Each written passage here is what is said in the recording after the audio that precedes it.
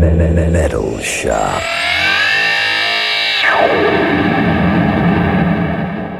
Frontman Blackie Lawless was and still is extremely vocal about censorship and free speech. Here's Blackie and what he believes was the PMRC's principal motivation for their organization. We were too young to really understand what it was all about. But they quickly put us in the eye of the hurricane. And then all kinds of bad things started happening to us, death threats and get shot at and all of that. You know, we became educated very, very quickly. And I think I was in Indianapolis. This girl came in and interviewed me. And this was like 87. And she had worked for the PMRC at one point. And she was, at this time I was talking to her, was a journalist.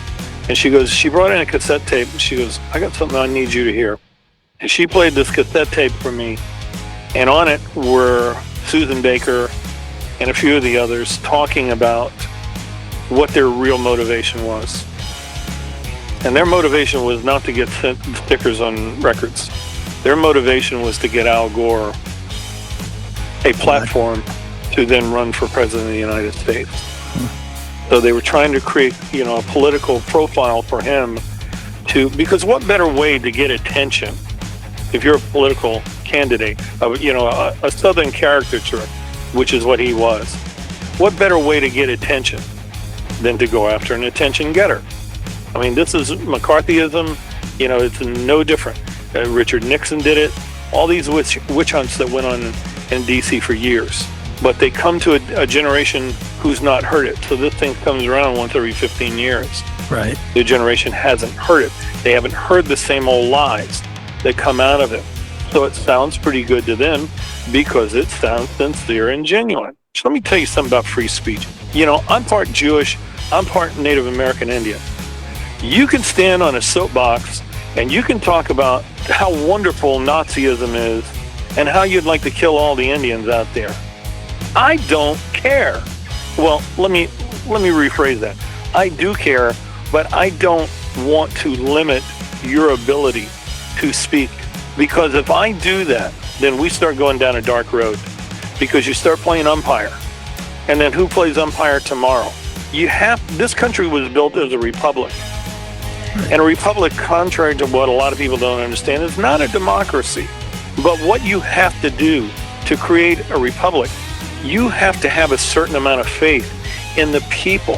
So in other words, if you have a guy that's spewing a bunch of hatred on a street corner or on a soapbox, you have to have faith in your fellow Americans that this guy's a lunatic, and the vast majority of people are going to find him out and not follow him. But what happens is when you start limiting that speech, then, like I said, you take away the ability of the people to decide for themselves, number one, who's crazy and who isn't. But even more dangerous than that, you start appointing these umpires that tell you what you can and cannot say. And it's extremely dangerous. And you've heard it a million times, but it bears repeating. Our system is not set up for popular speech.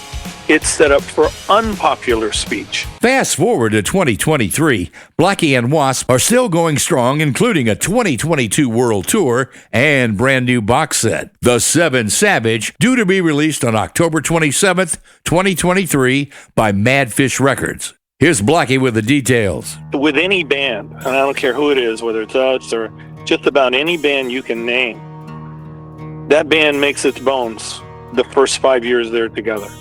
True. And almost every band fits that description. I mean, the great albums that you think of with any band come in that first 5 years.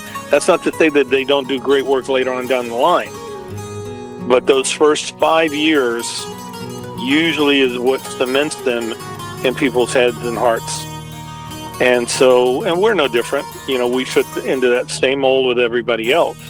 So these first 7 records really come from those first 5-6 years.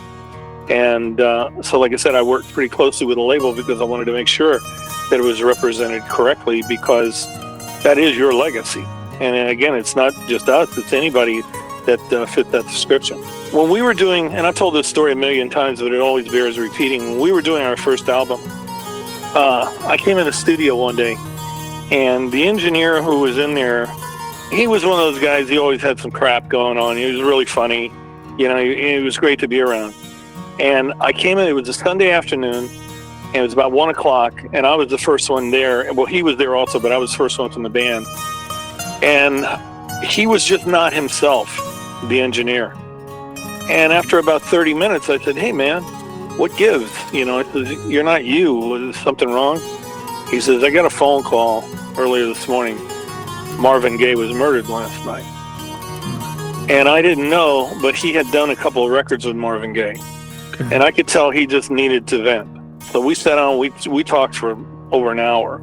And the one thing that I came out of that conversation with, he says, when I was working with Marvin, he says, the one thing I learned from him, he says, you don't make records that reflect what you think is going on in the charts or what you think is hip at the time. You make records that reflect who you are at that moment.